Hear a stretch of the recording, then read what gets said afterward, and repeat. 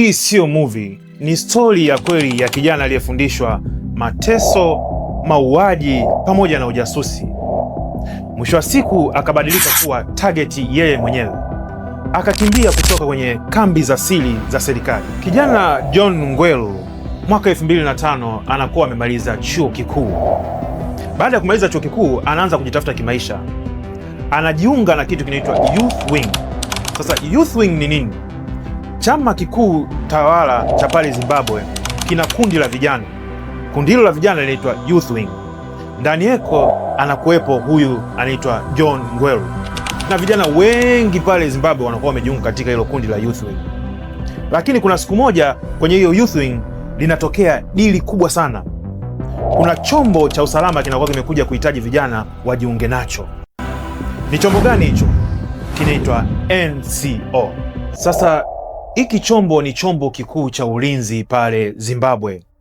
Kinahusika na kukusanya taarifa zote za siri pamoja na kulinda mishemishe zote za kiintelijensia pale Zimbabwe.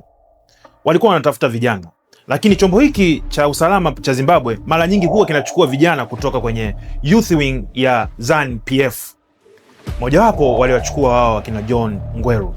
John Ngwelu baada ya kupewa hilo dili na wenzake, walijua maisha wameyapata, kwa sababu chombo hiki kilikuwa kinaaminika kutoa mishahara mikubwa na ni chombo ambacho kinaheshimika pale Zimbabwe. Wakachukuliwa wote wakapelekwa depo.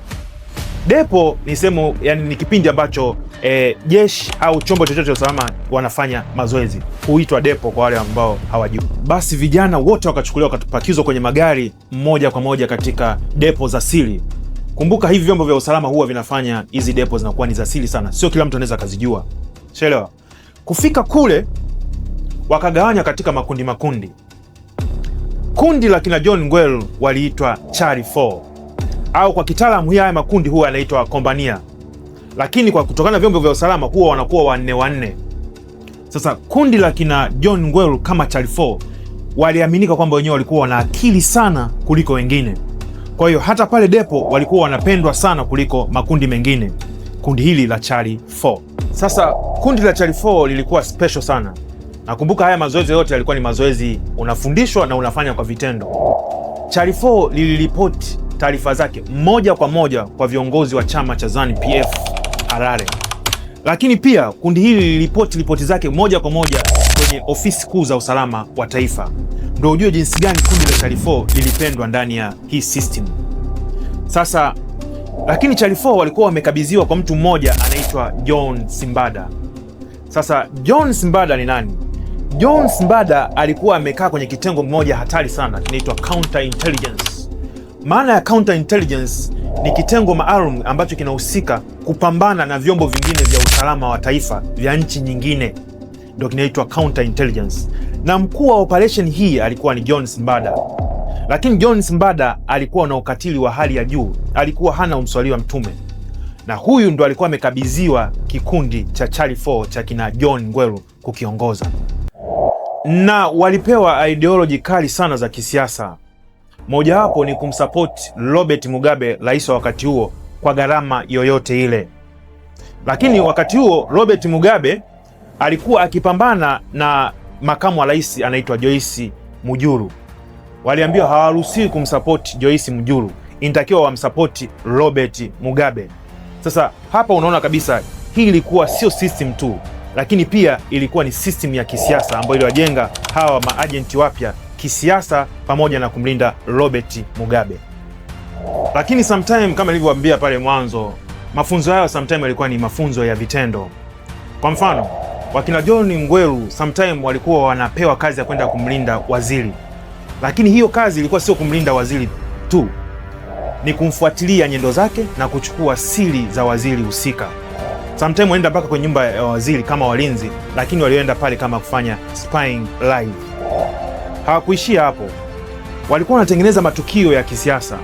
Kwa mfano, kuna kipindi walitumwa kwenda kuharibu railway line, yani reli ambayo inaitwa Bulawayo Railway Line. Walifika wakaivunja, wakawasingizia watu wengine wamefanya. Lakini katika matukio mengine ya kikatili zaidi, walikuwa wana kazi kubwa ya kuvinyima uhuru vyama vya upinzani, ambako kiongozi wa chama cha upinzani walimvunja mkono, anaitwa Trudy Stevenson alivunjwa mkono na hawa vijana ambao walikuwa wanafanya mafunzo kwa vitendo wakina John Ngwelu, na hii yote walikuwa wanapewa ujumbe mmoja tu wa kikatili: ukishaingia kwenye hii system hakuna kukimbia. Na kumbuka hawa kina John Ngwelu walikuwa ni vijana kutoka chuo kikuu, ni wasomi, wanafundishwa ukatili huu, lakini pia walikuwa wanapelekwa katika magereza ya siri ya watu waliojaribu kumpinga Robert Mugabe. Sasa siku moja walipelekwa katika makao makuu ya chama cha ZANU-PF. Wenyewe walijua wamefika kwenye ofisi za chama, lakini kumbe ofisi za chama chini yake huwa kuna magereza ya siri, na hayo magereza ya siri yanapatikana katika floor inaitwa B2. Wakamkuta agenti mmoja wa usalama wa taifa anaitwa Tawanda. Tawanda akawachukua kwa lifti, akashuka nao chini mpaka kwenye eneo linaloitwa B2. B2 zamani ilikuwa ni parking ya magari, lakini wakati huo ilikuwa imebadilishwa kuwa jela ya siri. Wakafungua geti kwa kutumia remote. Tawanda akaingia ndani, akawaambia vijana wa Charlie 4, mnaona hawa wote walikuwa wamejaribu kuipinga serikali ya Robert Mugabe na chama cha ZANU-PF. Wakati huo wakina John Ngwelu wanatetemeka sana kuona yaliyoyaona. Watu wamefungwa minyororo, lakini pembeni yao waliwaona wazungu wawili wakiwa wanatia huruma sana. Tawanda akawaambia, mnaona wale wazungu, na wao walijaribu kuingilia taifa letu la Zimbabwe. Lakini wakati John Ngwelu anapita jirani na wale wazungu kwa sauti ya chini wakamuita, kijana, naomba unisaidie, mimi nimesingiziwa kuwa CIA, lakini mimi nilikuwa ni mtalii tu.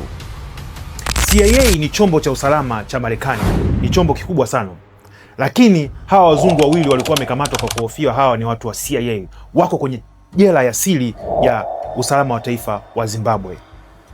Baada ya hapo Tawanda akawatoa wale vijana. Hiyo ilikuwa ni show off jinsi usalama wa taifa wanavyofanya kazi.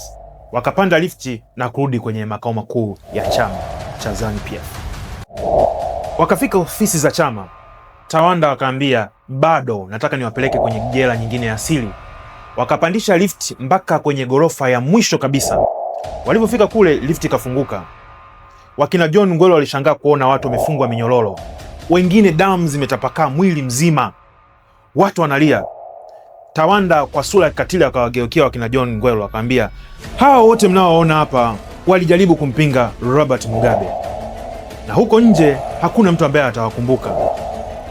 Wakina John Ngwelu walitahamaki, wakasema haya mafunzo ni ya hatari sana. Tawanda akawaangalia akasema, huu ni mwanzo wa mafunzo yetu, na kesho tutawapeleka sehemu nyingine mkaone. Basi siku hiyo wakina John Ngwelu wakapelekwa kwenye shamba la siri sana linaitwa Bidula Farm. Bidula Farm ilikuwa ni kama shamba, na wananchi wengi wanaolizunguka ile Bidula Farm walijua ile ni shamba tu la kawaida, lakini kumbe ilikuwa ni jela ya siri ya usalama wa taifa. Walipofika pale walipokewa na maagenti watatu wakiwa wamevaa nguo za kawaida, wakiwa na sura za kutisha sana. Kwanza akiitwa Karati, wa pili akiitwa Mazobe pamoja na Binu. Tukamwambia ndo hawa vijana? Yes, karibuni katika